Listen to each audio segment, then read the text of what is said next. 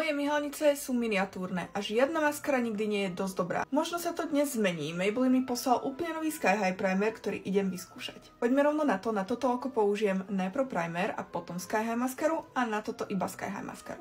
OK, tu máme jednu vrstvu maskary a teraz sa ukáže. Tento primer môžete používať aj samostatne, pretože on je trošku tintnutý, že vraj. Tu máme zatiaľ iba ten primer. Nečakala som, že to bude tak dobre vyzerať. Teraz to troška rozčešem a nechám zaschnúť a potom dáme maskaru. Vidíte nejaký rozdiel? Lebo ja áno. Táto strana má oveľa väčší objem a vyzerá to celkovo tak tmavšie, lepšie, vyplnenejšie a to bola iba jedna vrstva. Na obe strany som pridala ešte jednu vrstvu maskary a ja som úplne že blown away.